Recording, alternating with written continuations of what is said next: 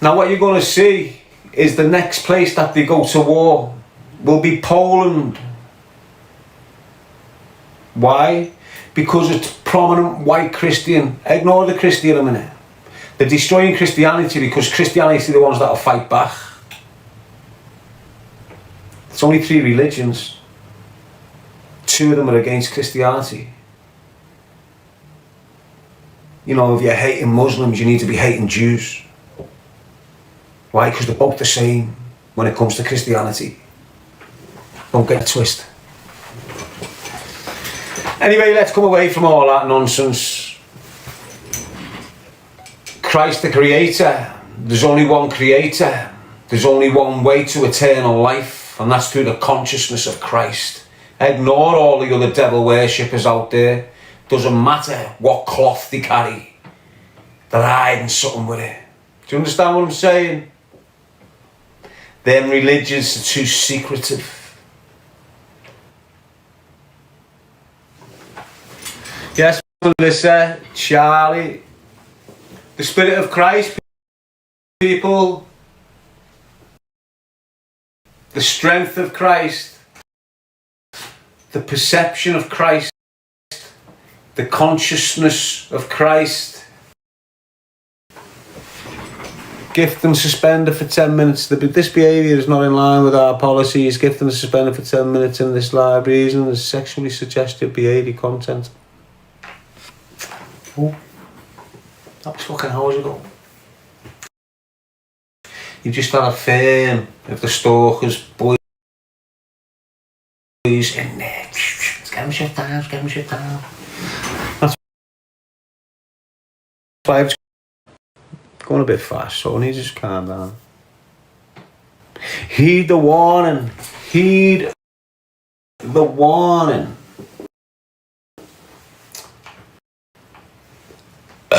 Excuse me. Anyway, just think about it. If all of a sudden it's not a big and offensive thing if your daughter comes in with an Asian man, a Chinese man or an African man and she's white. I don't know what I'll be fucking doing, mate.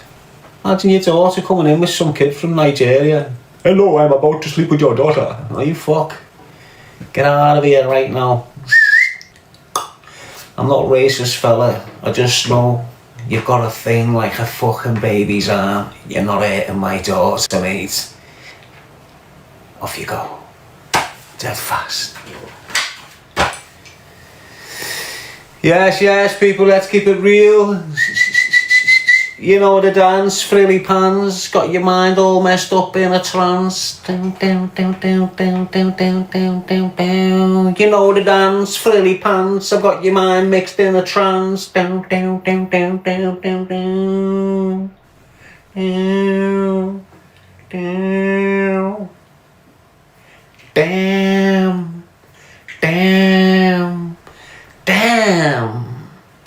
Damn. How are you, Susie? Big lips? Are you good?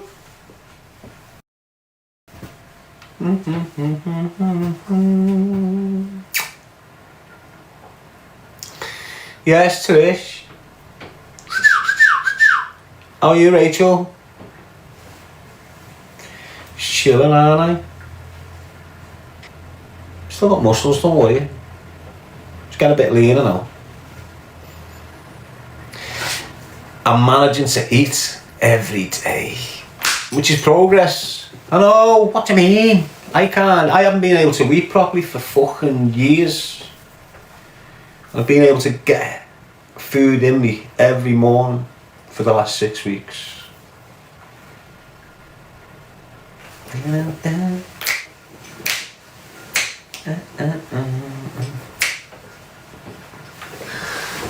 Got someone trying to get in my life.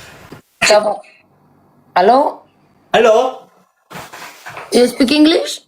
I speak English, how are you? Good, and you? Where are you? Where you from? I'm from Romania. My English is not very good. Oh, you're pretty Romanian. Thank you, thank you, thank you. Off big nose. You're not robbing my nana for a fucking purse. Get on me life. Yes, KO1, Finstein.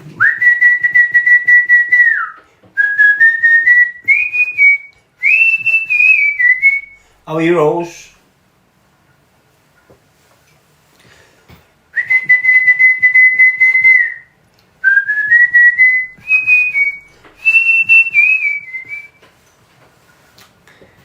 It's a boss tune, isn't it? Da-da-da-da-da-da-da-da-da. Darren, give it up, Darren, give it up. See the way that put my name in there, Darren. Creative.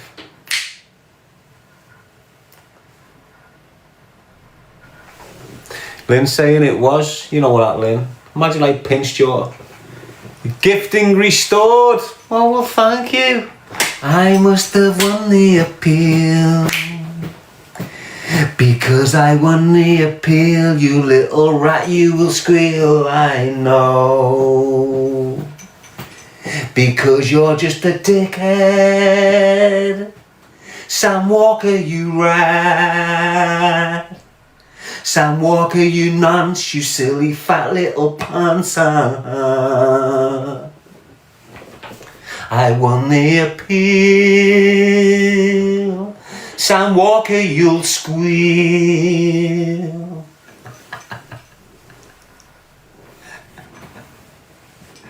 Fucking sausage neck. Ba-dum-ba-dum-bum-bum. Bum-ba-dum-ba-dum-bum-bum. Ba-dum-ba-dum-bum-bum. Bum-ba-dum-ba-dum-bum-bum. Ba-dum-ba-dum-ba-dum-ba-dum-ba-dum-ba-dum-ba-dum. Ba-dum-ba-dum-ba-dum-ba-dum-ba-dum-ba-dum. Yo, Darren, give us the bass. Ba-dum-ba-dum-bum-ba-dum-ba-dum-bum-ba-dum-ba-dum-bum-bum. Hey, ba-dum-ba-dum-bum-ba-dum-bum-bum. Fucking all a fast one, aren't I think it was the toast before. I've got this new butter and it's high salt. Makes me go dead fast. What's up, Leslie? Have you been, sweet cheeks? Been looking after your fella? Good stuff. Yes, oh, it was Valentine. Did anything go exciting on? Oh, it was Pancake Tuesday yesterday. Did you make a pancake? Oh, it's Ash Wednesday today. Oh my God, the beginning of Lent.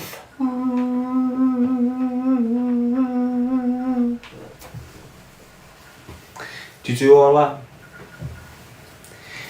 Did you follow your religious ceremonies?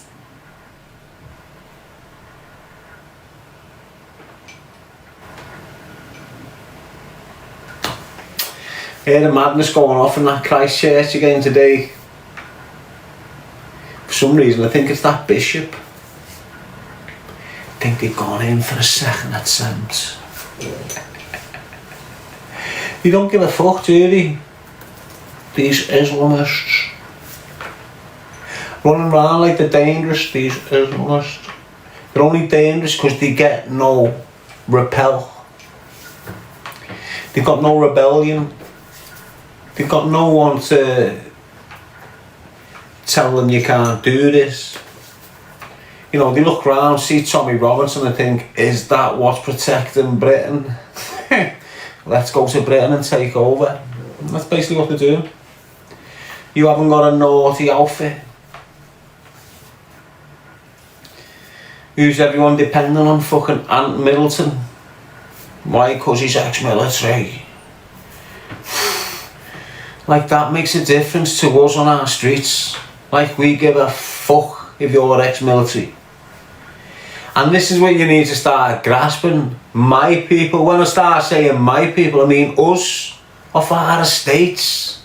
Why have you got a gang of posh snobs self-representing yous? Did you vote for these to represent you as a British kid? Or are they just taking the stage? Do you get what I'm saying to you? Who the fuck are they? Think about it, mate. Not one of them people with their mouths screaming about Islam, screaming about these girls, not one of them can ever look eye to eye with us and feel what we've been through, experience the lack of food in the cupboards, experience policemen going through your ma's door and weighing your policing every other weighing your marring every other month. They've not had that shite. They're all fucking raised well. 2 parents, food in the cupboard, everything fantastic. The only reason they fucked up is because they fucked up in life. Imagine having everything and fucking it. We've had nothing. That's why we were fucked from the get-go. They've had everything and fucked it. Imagine being like that. Imagine having everything and fucking it because you're a cokehead or you can't stick to the laws or regulations of your fucking job. You're a soft cunt, yeah. And that's what you've got, screaming and shouting on your behalf. Fuck off, Tommy Robinson and all you. You're all posh. The way I look at them. All sitting there in £1 million houses trying to tell us they represent us. Fuck off. Fucking leggy. Yeah. Not unlike us, are they? They're all weird, mate. All of them, to be honest. I consider like Tommy Robinson and all that part of the establishment. I consider Tommy Robinson and his firm a part of the establishment. He doesn't know what the fuck he is, does he, that weasel? Let's have it right. You know, he screams himself, I'm a patriot, I'm a patriot. All patriots round the country galvanise. All the troops come together. But he's trying to take down the monarchy. How can you be a patriot when you're trying to take down the monarchy? Soft cunt. I don't know how new the clip is, but I've seen him on a stage saying he loves the transgender community. Where the fuck did that come from? Where has that came from? He was standing outside a fucking school last 2 years ago with a big pile of Muslims who were protesting about what was getting taught to the kids. And it was all transgender shit what was getting taught to the kids. He was attending protest with Muslims saying, I love Muslims. They're the only ones in the country who are standing up against this. Here he is 2 years later on a fucking stage going, I love transgender community. The only reason you're screaming that in this country is for the Israelis. You fucking rat. Trying to get our young boys to turn into fucking sissies. Go and put your dress on. That's why he's supporting it. I've told you for years. I've told you for fucking years. Years I've told you. Him, English, Billy Moore, Atwood and others all attend parties dressed as women. And it's not a one-off. It's not like they went to a fancy dress once 10 years ago. They go regular. You know, with these mad things and that. These fucking... It's all real, that shit. Been telling you for years, mate. And it's not lies. And this might be their way of like, oh look, we've done, because he's about to be shamed, him. You know, he's got to go through his ritual, Tommy Robinson. He's got to go through his ritual.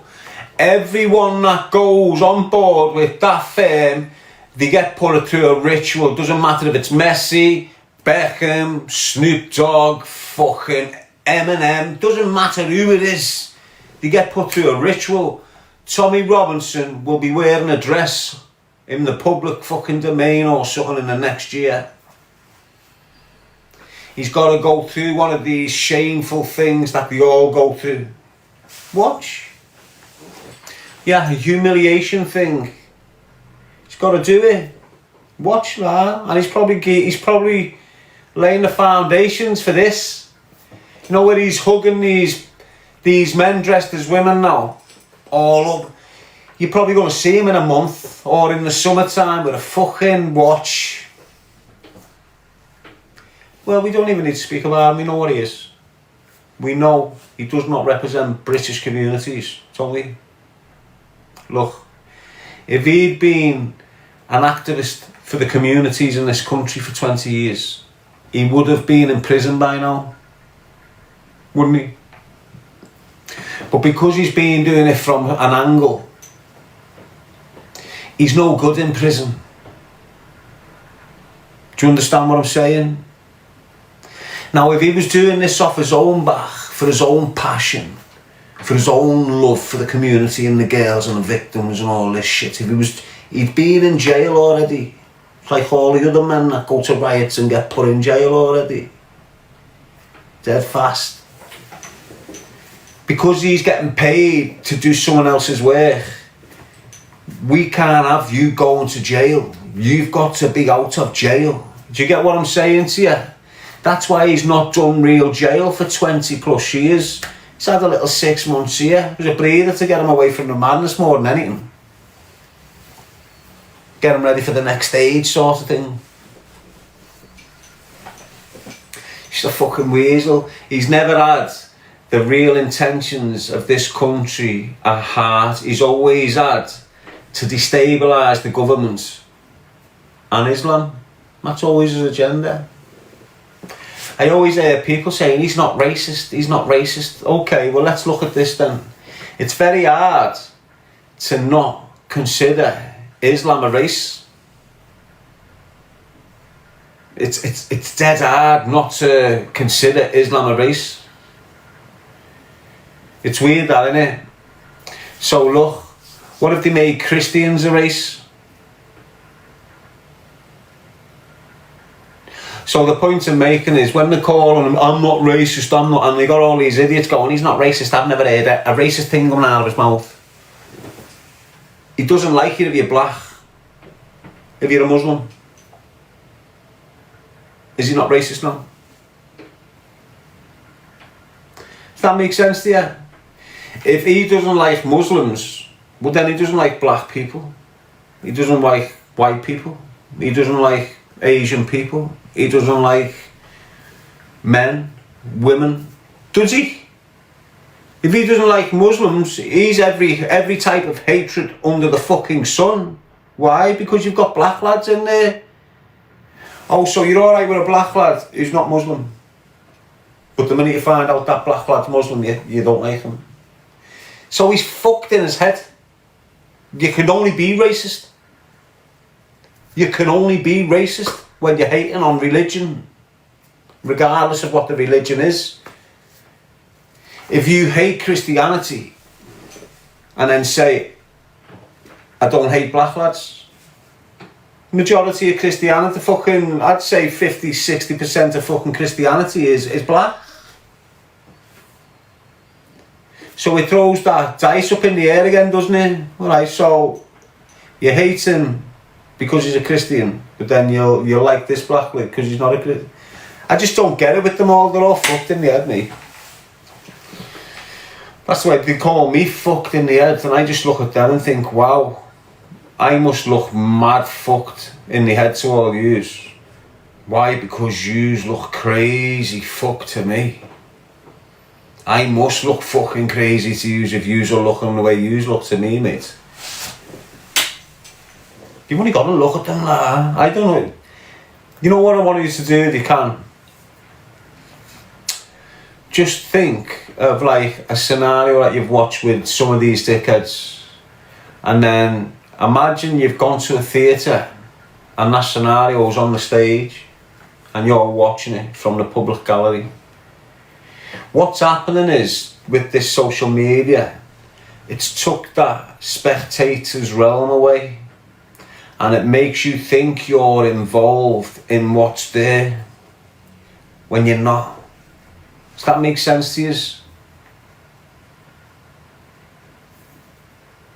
You need to start coming out your fucking phone and looking at it again, and looking at the people and the characters and how they behave and how they make money and how they look at everything. Look at people Not the clothes. The pattern of behaviour. Look at the pattern. Look at the cycle. You know, what are you looking at there? Look, you've got a man who's wearing false tan. Now just let me say that again, dead slow for yous. Just dead slow, because some of yous think it's fucking nothing. Some of you think, what's his problem with that? Let me tell you what my problem is with that. You've got someone calling himself a man, putting shit all over them, that's designed for a woman. I don't give a fuck if they started making men version like they started making men makeup 10 years ago. That man stood next to that fucking man has got eyeliner and lipstick on. You look at it like it's normal. I look at it like, what the fuck that? And this is the difference. I'm a spectator. You're involved. And that's why I've got a mad point of view. And I don't know why you can't see my point of view. Why can't you see what the fuck I'm looking at? Why can't you understand the dynamics of what's happening here when I can see it dead clear? You need to wake the fuck up and understand what your mind's absorbed with. Look at the characters that you're watching. You're watching me now. Some of you will watch me for 2 or 3 hours and then I'll go missing. But I'm not sitting here in mad brands. I'm not sitting here caked in steroids or false tan or materialistic up to fuck. Why? Because I'm not fucking caught up in it all. I'm a spectator to it.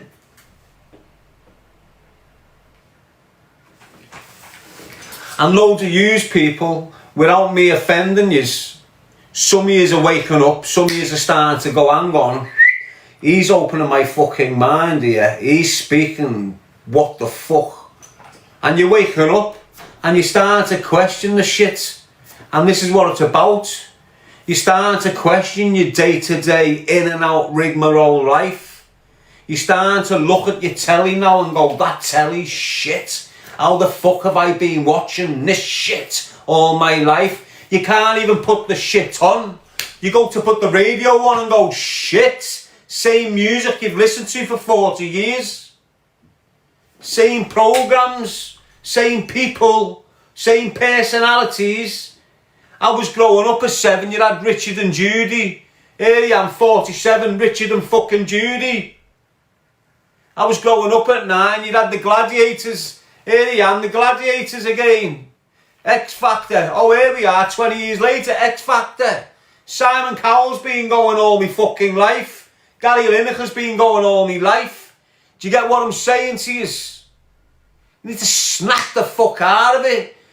Listen who's educating you these days. You know, back in the day when they wanted us to be brainy and powerful, we had people like Trevor fucking Edwards giving you the news at 10. Proper certified fucking people. Look who's reading you the news these days. Look at the characters on your TVs. Look at the fucking state of them. And they're meant to be better than us. When we were growing up, everyone on the telly was powerful. We had this articulate fucking thing about them. Now you just got a gang of fucking weird looking horrible people. Oh yeah, they're all fucked. Everything's fucked and no one's realising. Look how they're fucking treating you. They've got people that are less intelligent than you on your fucking telly, educating you, telling you what's going on. You turn the news on now, every news channel is a political news station. The only news you're hearing is politics, football, racist the king, and murder. That's all you're getting. Same shit. Rerun, rerun, rerun. And all yous have been watching Corrie since you were 20, you're 50. You're shit scared to miss an half an hour episode. That's how locked in you are. Mad. And all these spaces where they've got everyone fucking locked. I'm locked in my own space. Why? Because I'm refusing to get locked in one of yours. The difference with my space and your space is there's fucking thousands in yours, if not millions. It's only me in mine. And there's loads of people similar to me, but not doing the same as me. So you'll have loads of people like me refusing to engage with this shit, being isolated, splattered throughout the fucking everywhere. Individuals everywhere just like me, thinking what the fuck has gone wrong with this fucking world and what the fuck's going wrong with all these. I'm avoiding everyone. There's people like me, but then there's millions like you. What, you support Liverpool? What are you doing on Saturday at 3 o'clock? Do you want me to tell you? I don't even need to ask you. Do you understand what I'm saying? I know where you and millions just like you will be when Liverpool kick off. Why? Because I've been observing your pattern for the last 30 years. Through your banking, through your movements, through your selling. I know everything about you. So what are you going to do, right? Say one night in the week they go Man U and Man City are having a derby. And on the same night they do the same with Everton and Liverpool, Birmingham and Villa, Sunderland and Newcastle, Leeds and whoever, Arsenal and whoever. Fill the stadiums and then lock yous in. What can you do? Can't do fuck all, mate. Nothing. Get locked in. You see these industrial estates? See all these industrial estates? Where you all go for your shopping, or go for your sports clothes, or go for your gym, or go to watch the pictures, or go to your Uncle Sam's, or go to this one destination, and they're built like fortresses outside. What happens when they shut them gates and put a line of soldiers around it? You're not getting out. And if you look splattered up and down the country, you've got places like Asda that look like prisons. You've only got to do a little rejig and that's a prison. Every new building, Asda building, looks like a private prison. The only difference is there's no bars around it, but there is bars around it, but they're stashed with advertising boards and shit. And that thought come to mind, people. That thought's already come to mind when I'm looking at these things that they haven't stopped building.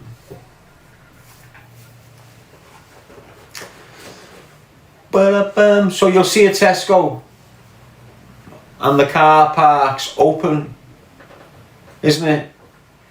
So you'll go in the Tesco, you'll have the front of the Tesco, look at the front of it, and it's all open. Looks inviting, doesn't it? But then the minute you take the side, you got big steel reinforced electric gates, and it's like a fucking fortress behind there. That's what your prisons are like. You drive up to a prison, big reception, car park, all inviting. The minute you go past the line, it's like a fortress. And that's what your supermarkets are like. You can't break into the back of a supermarket because it's like a prison. Fact, mate. And when you look up and down the country, you know, they're like detention camps then. Each Asda can hold 1,000 people in it. Easy. I'm talking about the back rooms, I'm not talking about the shelves. That's the front. Literally though. Literally, that could be the front So when you're walking around in the Asda's and the Tesco's, you've got all these things and you've got double doors and you never go beyond them. And you'll see some double doors and you look in, you'll see big shelves with pallets, and then you'll see some solid doors. And if you go to the shop regular enough, you'll see like a woman or a man slip in and slip out this room. No one else goes near it. Behind there is like a fortress. And it's so easy, listen, it's so easy to just shift that into a different purpose of use. Do you understand what I'm saying? Just close the front of that down and it's just like bang into a detention centre for 500 people. Somewhere to detain people. You know the back of it? I was thinking to myself as well, and I know it sounds fucking scatty this, but I was thinking some of them are getting used for, like, listen, you've heard me speaking about prisons and how I believe for decades some prison plots, so where all the prisons are, I firmly believe some of them are full with weapons. So look, we've got a military in this country, and we must have millions of fucking weapons somewhere. So where are they? Are you telling me it's on a barracks down there? Is it? Fuck. They're not going to put all the weapons on one spot so it goes boom. It doesn't work like that. You stockpile it all over the fucking country. So if that gets blew up, you've got a stockpile there. That goes, that there. If it goes off all over the country, you've got forces to go to the stockpiles and arm the people. That's what it's like. You'll have vans pulling up on your communities. You'll be at war, rifle. So they've got to have stockpiles somewhere. I used to say, I firmly believe that in prisons, under prisons, you've just got crazy bonkers under these prisons. And that's why when prisons first opened years ago, they were ex-military or ex-police. Every prison officer was ex-military or current military and working in the prison as well. Honest to God, it's what prisons used to be like. Borstals. And you were trained like a soldier in these prisons. When I first started going to prison, I was in Borstals before they changed. So Warrington House was my first prison sentence, and that was a Borstal. Stoke Heath was my second prison, and that was a Borstal. So I went from Old Course Prison to Warrington House, and then Stoke Heath on my first sentence, and then Hinley. So, and they were 3 Borstals at that time. What do I mean by Borstals? Well, simply pissing in piss pots, shitting in plastic pots. Warrington House was dorms. So Warrington House had 12 dorms with 12 lads on each dorm or something. You had to wear your shirt. So you know when you see prisoners years ago with the blue and white striped shirts? That was Borstal prison wear, that. And you still have people wearing it today, don't you, on visits and shit. But that's what it is. It's all Borstal now. Even prisons, they're like, it's the point I'm trying to make is everything is like they just left us to run it. That's what it feels like. Feels like someone's just left us to run it. And the first people that got in there are the ones that are running it.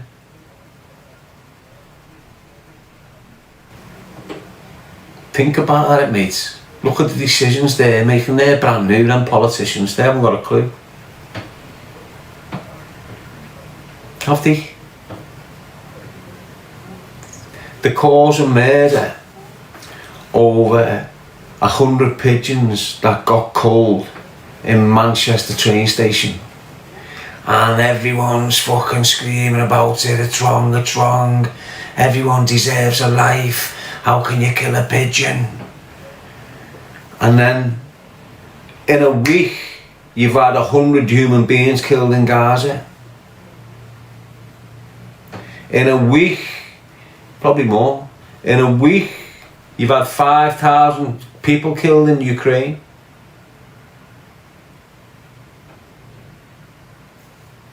In a week you've probably had the same killed in the country, up and down the country, 100 people in a week in this country, defo.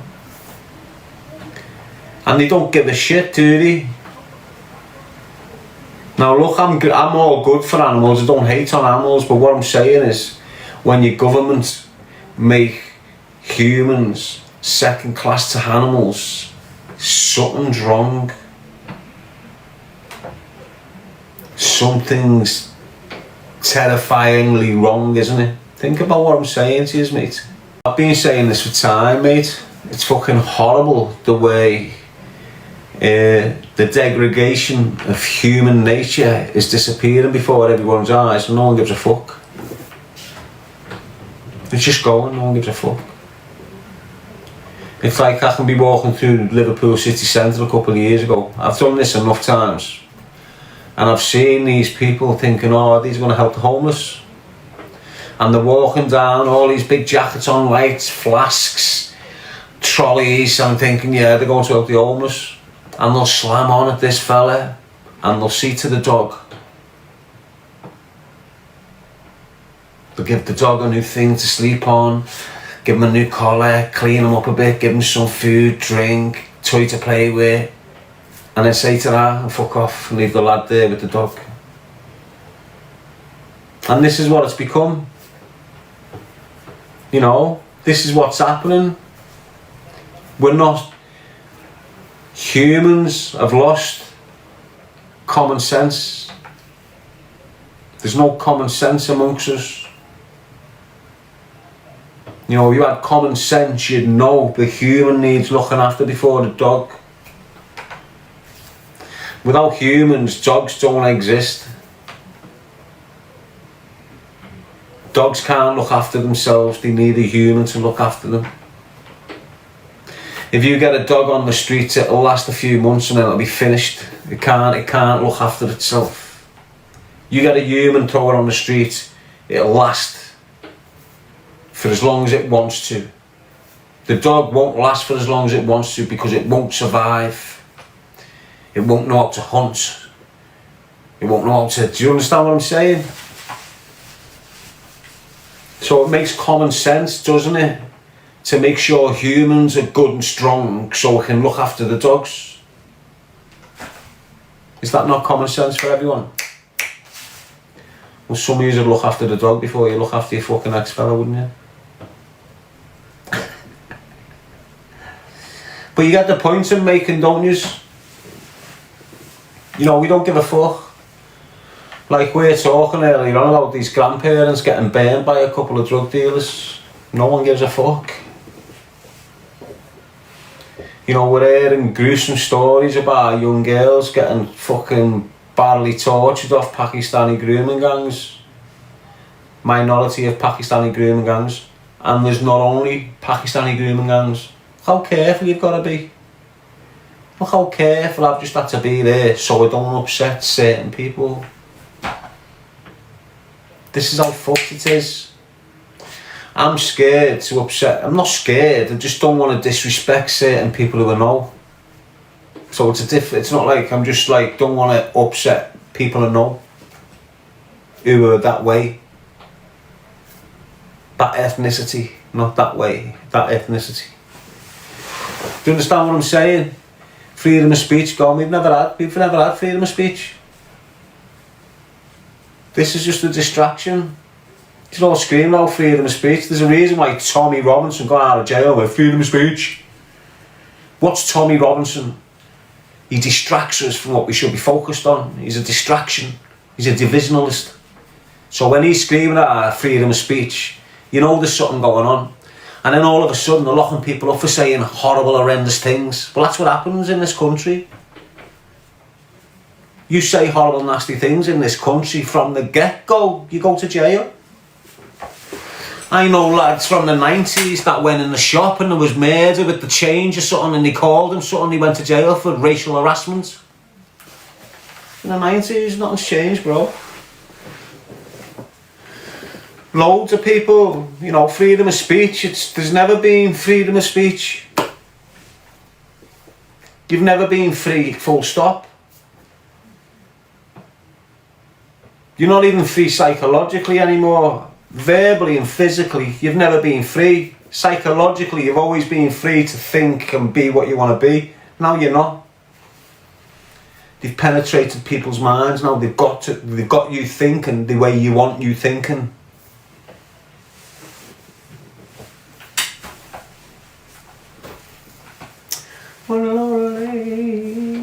Innit?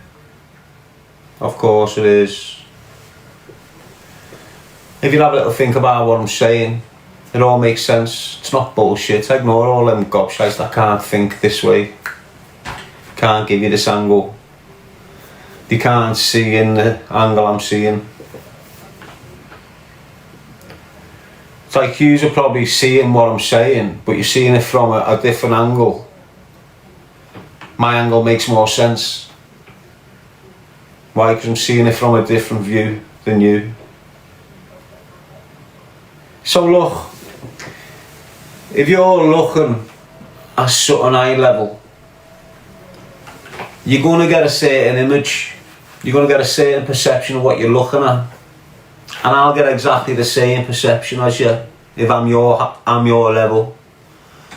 But if I elevate a bit and look, I'm seeing a lot more detail, I'm seeing a lot more shit what's going on. I'm looking over the roofs, you're looking towards the roof. So you know when you're looking at a waterfront, if you can imagine, even your street, a row of houses, we're looking at a row of houses, we're all going to get the same image, we're all going to get the same detail, the same perception, same numbers on the door, same windows, same colours. But if someone was standing on your shoulders, they'd be able to look over the roof and see the back garden, see the lights on, see the trainees on the washing line, see a bike over there. A lot more detail. So his point of view is a lot more eye-opening and a lot more informative. So when he's explaining to yous are going, but how can you know that? But how do you know this? But how the fuck's he know that he doesn't? He's full of shit. Because you're still looking at the fucking letterbox. And I'm looking over everything and explaining to you. You're missing this. You're missing all this. I know it was fucking long-winded, but some people need to be taught long-winded. Yeah, there is perception, basically. Well, your perception is your consciousness, and it's your consciousness that can elevate. Gifting suspended, appeal. No one's even gifting, are they? That's why it's gifting suspended and no one's gifting. I haven't seen no gifts coming up here reviews. I'm not begging it, I'm just saying I haven't seen no gifts. What the fuck do you mean gifting suspended? It's just them weirdos, they think. I'm not like them. I don't come on TikTok and never have done. Well, tell a lie. Been sometimes I've come on to make a bit of dough. Understand what I mean? But I don't come on here like these Sam Stalker and all these weird people. They've got fucking like a a magnetic whiteboard on the wall. I'll go on Monday at 12 p.m, 5 p.m, and then go on for 6 hours from 9 till 2 in the morning. You know, it's like a daily fucking rota for them. I'm going to do 16 hours over the weekend. And I expect to make this, I expect to accumulate this many gifts on Monday.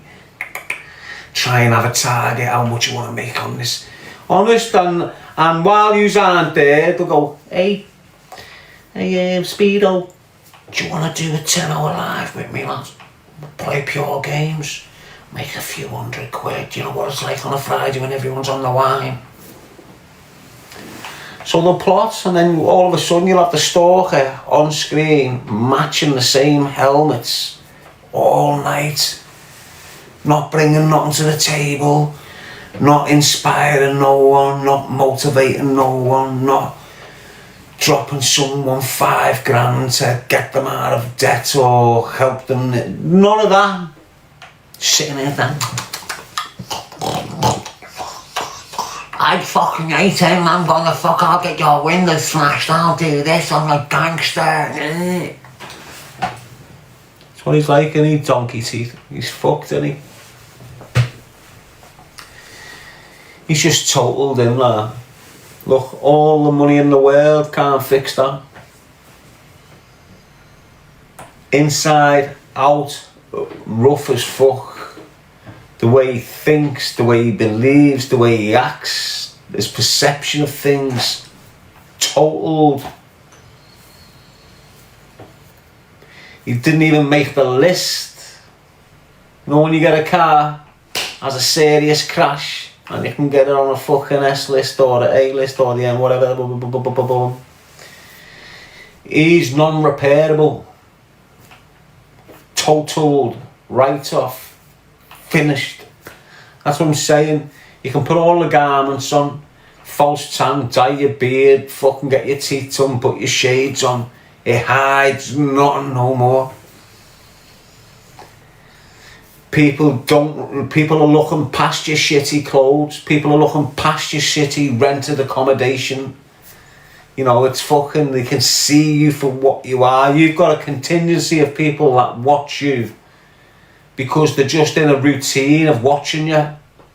And it's dead hard to break a routine. It's like when I go regular every night, I start getting loads of numbers. And if I'm regular every night, I become a regular occurrence in some people's lives every night. So at 7 o'clock every night, they'll be banging me on and watching me for hours. Now, if I'm there consistent for months and months and months and months and months and months and months and months, and so are yous, guess what? You're going nowhere. I can chat as much shit as I like. You got Timmy coming in going snitch. That's your ma, lad. Your mother's a snitch, lad. Cashman was a snitch. Kevin Weetman's a snitch. And look at them. Look at them, lad.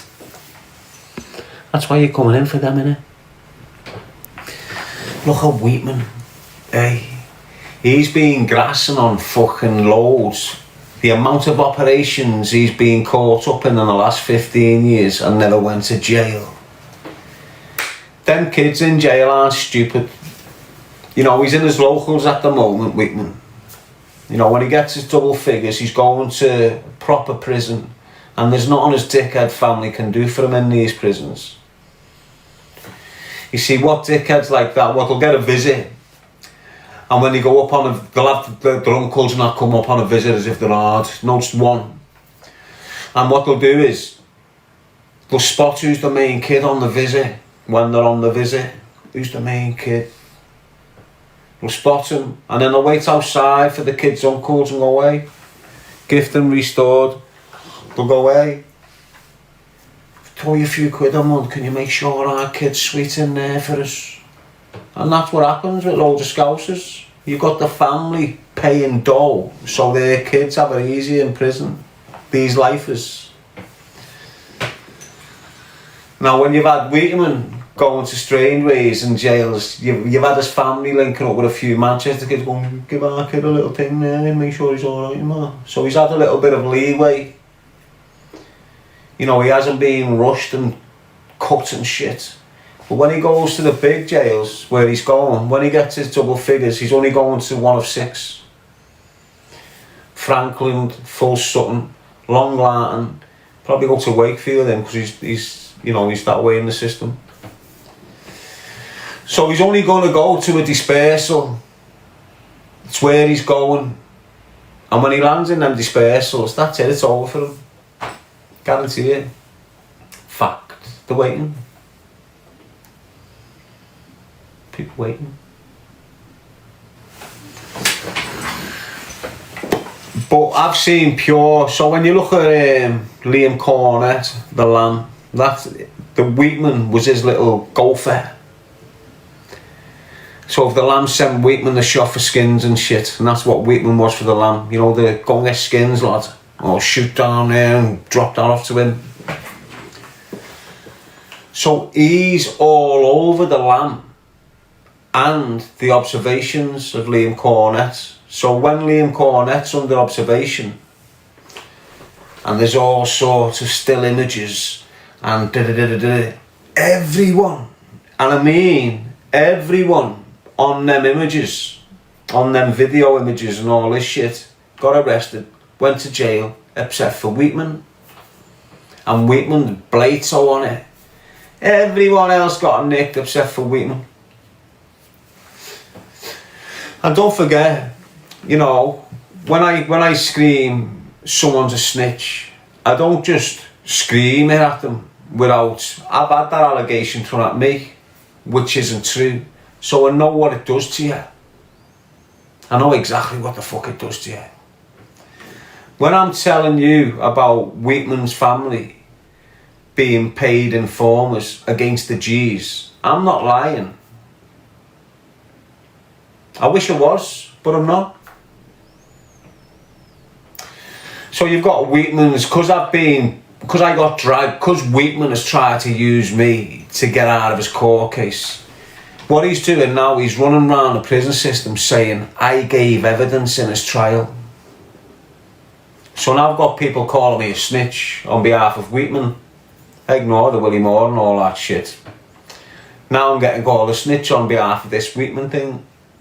When my people know Weetman has tried to use my content to get his case discharged from court. So the judge has warned me I better get to court or I'm going to jail. So I went to court and had to explain myself what I'd said on my content to explain this to you. But what they're all dead fast to forget, people, is in 2004, when I'm arrested on a conspiracy to murder charge, I've got a co-accused called Anthony Christian. Now Anthony Christian, parents died years ago. Yank and Barbara, his mum and dad died when we were kids. I remember Frankie. Get your shit in a twist, lad. Godfather. But Anthony Christian, Yinka, was our co-accused. And because his parents had died, he was living with his uncle. And his uncle was called Tony Christian. Tony Christian was Kevin Weetman's dad. Okay.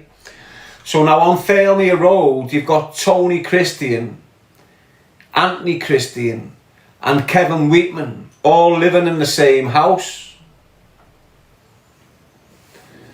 Now Yinka's round us on our estate. And when he's round us on our estate, he's going home and telling Tony what he's been up to. Tony's been relaying everything about us to the police. We didn't know this until we all get nicked for conspiracy to murder. And now we're on trial for a conspiracy to murder. And Anthony Christian's are co-accused on this conspiracy to murder. There's 5 of us in the dock. We're in our trial. We've got a 28-week trial, the first trial. We've got our trial, and the prosecution are spitting all this mad shit, and we're wondering who the fuck told them that. How the fuck have they found that out? It's only so many people knew that shit. And what they're trying to do, the prosecution, is convince the judge to let all this evidence in that they're speaking, but not tell us who the witness is. So they're trying to get all this evidence in that's powerful and detailed up to fuck that only someone close could know, without telling us who the witness is. It's mad what they were trying to do.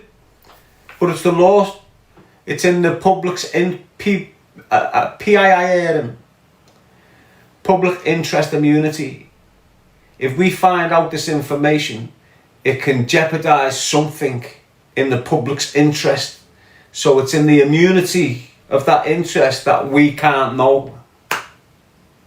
So the LPII hearings trying to get this witness evidence in, this informant's evidence, and they didn't want to tell us who the informant was. So now we've got to argue with the judge and go, no, how the fuck can we have a fair trial if this evidence is getting brought in as truth, and we can't question if it's truth, and we can't question the witness to see if it's truth? Could be lies out of the... So the judge has turned round and said in our favour to the prosecution, I'm going to adjourn this case. It's 12 o'clock now. By 2 o'clock this afternoon, when I come back into court, I want you to tell the defendant who the witness is. If you refuse to tell the defendants who the witness is and produce the witness, I'm acquitting them all now. I'm acquitting them all at 2 o'clock. So that was the ultimatum between the prosecution and us. Tell us who the prosecution witness is, whose evidence you want to use, so we can cross-examine them at act. Or I'm going to acquit them because they can't get a fair trial unless you do so. So we all go down, have our legal meetings, get our lunch packs, we get locked in our own cells for a bit. We're all on legal meetings. I'm on mine, he's on his, he's on his, he's on his, Yink is on his. We all have our meetings, go back to the cell that we've all been in, all trial. Yinker hasn't come back in. So we just think he's having a longer visit. We're eating our scrans, having a little spliff at lunchtime. Bang! Back up at court. Where's Yinker? We get up in court, guess what they've done? Acquitted Yinker. Acquitted him. Let him go. Anti-Christian gone. Bang to rights in the evidence. He never got off with that because there was a lack of evidence. He was fucking banged to rights in the evidence more than anyone. He got off with it because they told us at 2 o'clock Tony Christian was the informant, and Yinker had been living with Tony Christian since his parents died. All the information, powerful information that they were using against us came from Yinker's dad, in principle. So the audacity of Weetman calling me a fucking wrong'un when his old fella helped me get convicted. Mad. I got 18 years. All me co-Ds got acquitted. The other 3 weren't snitches. They got acquitted because we got a hung jury. And then another one, they all got acquitted. I got a guilty by myself. Yinker was gone the first day of trial because it was coming to light who the informant was. Otherwise, he was just going to sit on the trial and probably get discharged halfway through on a technicality or something. But because we forced the issue, we've had to bring their little way of getting them out of it out in the open sort of thing. So it is what it is, and I don't lie. You know, Tony Christian's a full-blown snitch and was snitching on us for 2.5 years. I'm not talking about a little fucking, I'm not talking a crazy murder's happened. Feds have turned up on his step and he's crumbled and went, I'm talking a steady flow of information about us and our activities on the Grisdale estate. He was feeding it. And how was he feeding it? Yinker and Weetman, when they're round us. When Yinker and Weetman used to be, not round me, round the others. When I've gone to jail, he was round them. I didn't know Weetman until I got out of jail. When I went to jail, Weetman must have been about fucking 7 or 10 or 12, I don't know. But he's just a full-blown fucking, he was, you know, proper, for months. Tony Christian, full-blown paid informer, mate. Don't give a shit what anyone says and no one's going to tell me any different. And I don't give a fuck if Thomas Christian gets offended. It's his own fucking fault. Shit houses, mate. All of them. And this is what happens, you know. Let's see if they all start screaming how great Kevin Weetman is now. Kevin's not like that. Kevin doesn't do that. Kevin don't. Oh, shut up, you fucking helmets. You're all fucking scumbags. Your whole success stories from drugs. You know, every bit of equipment in your gym is purchased from drug dealers donating 10 grand and that. Jojo Harris spending 20 grand on your CrossFit gym. Oh, horrible. Horrible, mate. That's all his peak performance is, mate. Got all these people off the community going there, training in there. The gunmen. So look, you know, on the 17th of... See that Weetman and that? They've tried to shoot me. And I've chased them. You know where they ran to? You know where they ran into? I've chased them off the estate, and whilst they've been off the estate, feds have chased them a bit. You know where they ran to get away? And hid. And was looked after. Peak performance. This is what I'm saying. So years ago, when I'm screaming about peak performance, people are writing me off. What are you screaming about that for? Why? Because they're harbouring people trying to shoot me fucking dead. That's why I'm screaming about them. And they went beyond the gentleman's agreement. So the moral, where I come from, if you shake hands with someone and give them your word, that's it, it's the end of it. You know, we've shook hands, a gentleman's agreement type thing. So when Weetman, I was going to start the story. Do you want to start the story now? No, it's too long-winded. Basically, I'm out of jail, screaming choose a life, not a knife. I'm alright with all the kids at the moment. But now I'm starting to scream about drug dealers, so now there's a little bit of vibrations going on. This Weetman and that is picking on me little nephews. So Weetman's about 30 at this point. And what he's doing is slapping me 13-year nephew up. I'm not having that. I'm fresh off licence, back in the city, a week, and I'm getting told me little nephew, whose dad's just been fucking hung himself a year before, has been fucking slapped up off this Weetman. Fuck that. So now I'm looking for Weetman. And then Weetman's running to Cashman. So now I'm looking, to Cornet. So now I'm looking for Cornet. Now I'm looking for all of them, basically. And every time I see them, they're running away, screeching away in the cars. Or every time I'd fucking flop on one of them or sit them off, they'd all go to bits and fuck up and go show the true colours. Do you know what I'm saying?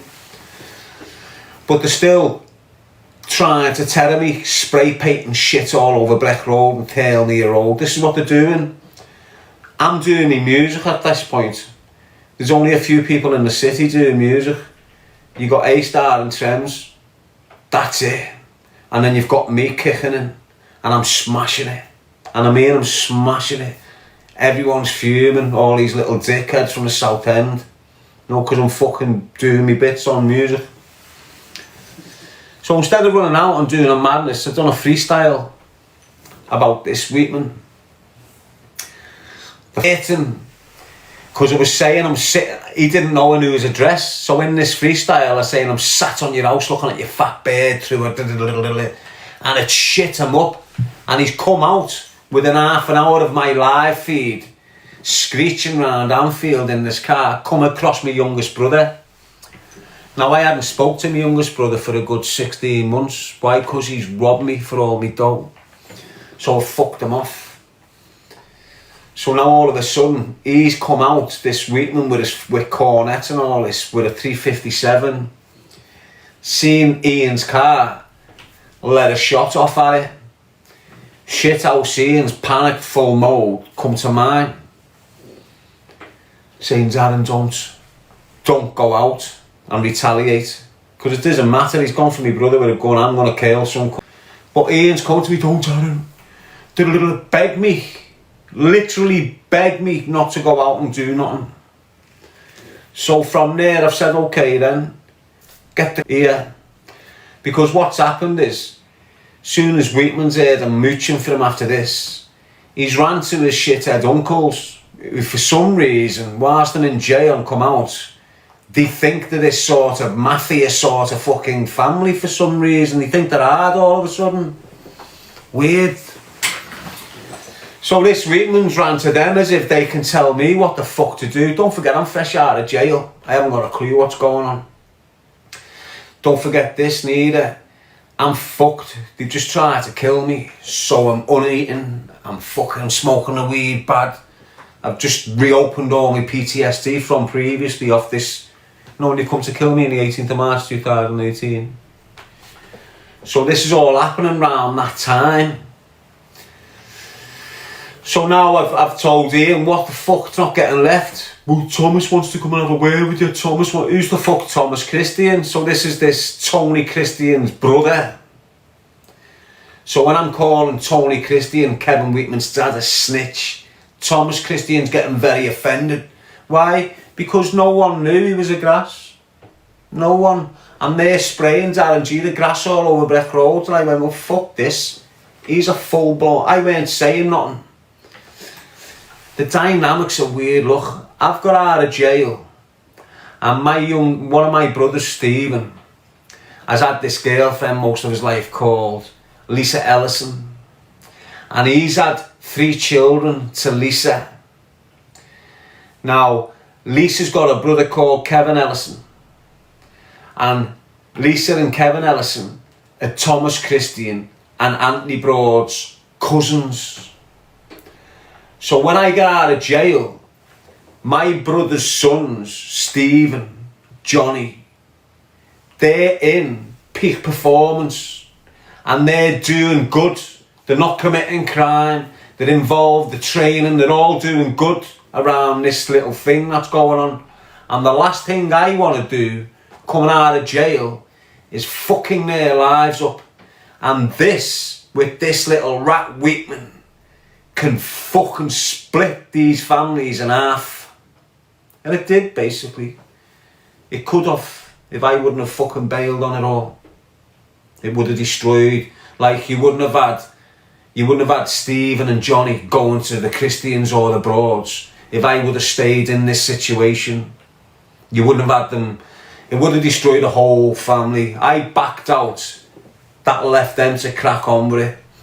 But the point I'm making is, Weetman's gone to this Thomas Christian and that. Thomas Christian's reached, because they knew he's about to be fucking murdered here. So they've reached out to Ian. Ian hasn't spoke to me for time. So Ian's came round, don't. I said, alright, get them to the kitchen. So now there's been a meet organised for Weetman and Thomas Christian to come to my ma's kitchen. So I've got a few things round in case it goes off in the kitchen. One was the axe. So where the table is where we're all going to sit, I've got an axe by the radiator and a few things round. When they've come in, I'm on it straight away. Weetman's got a piece on him, but he haven't let it be known I'm on him. But he's got a piece on him in my kitchen. And this is how it's worked. So they come in, Thomas is sat there, I'm here, Weetman's there, and Ian's at the door like a little shithouse rat. And get on this setup, right? Watch this. And don't forget, Ian knew a few months later, like a few weeks later, that they were going to come and kill me. He knew. Because he met... Anyway, it's long-winded all that. I'll leave that out so I don't get lost off the story. So now, the meet's being arranged. They came to me Mars. Got Thomas here, got Weetman there, and Ian there.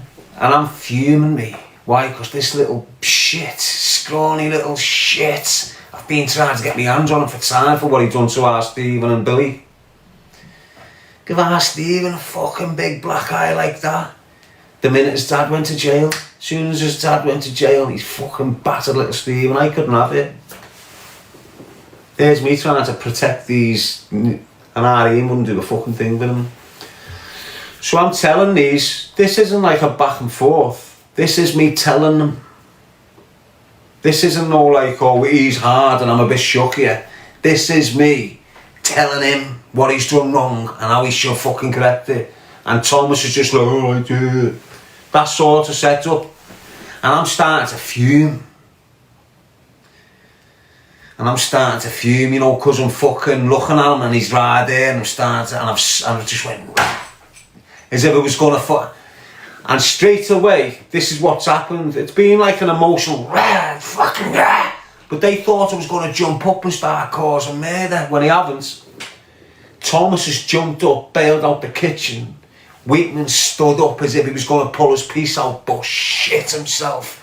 Pissed his pants on the spot. Froze. But I was well aware of what just got on there. Thomas has vaulted out the kitchen, expecting Weetman to be pulling a thing out and letting shots off at me. But he froze on the spot and shit himself. I calmed them all down, shook Thomas's hand, told Weetman straight, you've had a walkover, you won't get one next time. Told him them words, you've had a walkover, you won't get one next time. Shook Thomas's hand, done. As far as I'm concerned, it's done now. 6 weeks later, bam, try and kill me. They all plotted. It weren't just him and him. It was a big group of people plotted to get me gone. Honest, weird. But I survived, didn't I? And the snitch and the rat that set me up to be killed, meant to be a long-term family friend called Anthony Ferris. He got the bullets I was meant to get. Little rat. Deserved it. Deserved everything, got that little set me up, blatant him. Portraying himself to be my brother's best mate. It's the only reason I went near him, because he had photos of our Billy in his house and that. And when I went round there, I felt like I could feel Billy's presence. The only reason I went near that smackhead Anthony Ferris, you know. Full-blown smackhead. I thought I could trust him. Why? Because he used to chop for me. You know, before I went to jail. He used to do all my chopping for me. So when I've got out, he's chopping now for Murphy's, Frankie Christian and Weetman and all that. But I didn't know. I didn't know he's chopping for them until later on. But while I'm round him, he speaks to them about me without me understanding him.